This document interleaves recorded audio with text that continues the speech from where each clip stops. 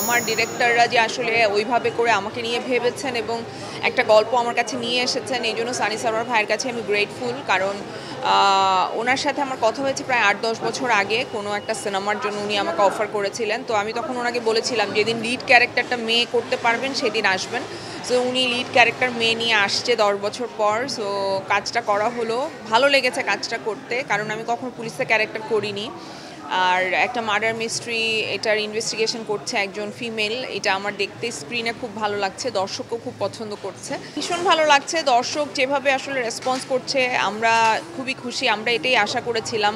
So সেই অনুযায়ী হচ্ছে আলহামদুলিল্লাহ। So thanks to all the audience. এটা তো একটু কঠিন ছিল, কারণ আমি তো আর পুলিশের মানে ওই রকম আমি জানি না ওদের প্রফেশনটা, অ্যান্ড ওদের ইন্টারনাল যে পলিটিক্স অ্যান্ড সাইকোলজিক্যাল কি হয়, চেঞ্জেস অ্যান্ড সব কিছু, এগুলো সব সানি ভাই আসলে আমাকে হেল্প করেছে, যেহেতু উনি পুলিশে আছেন। আর আমি অনেক লেডি অফিসারের সাথে মানে ৪-৫ দিন আমি সারাদিন সময় কাটিয়েছি। সো এবং ফাইটের ট্রেনিং করেছি, আর্মস কীভাবে ধরতে হয়, কীভাবে চালাতে হয়, এগুলো শিখেছি। সো যাতে রিয়েলিস্টিক লাগে, এবং সবাই আসলে এটাই বলছে যে পুলিশ ক্যারেক্টারটাকে রিয়েল মনে হয়েছে, রক্তে মাংসে মানুষ মনে হয়েছে। আমার মনে হয় এটাই আমার সার্থকতা। আমার আসলে পুলিশের সাথে অভিজ্ঞতা খুব খারাপ, আমার সাথে খুব বাজে এক্সপিরিয়েন্স আছে পুলিশের।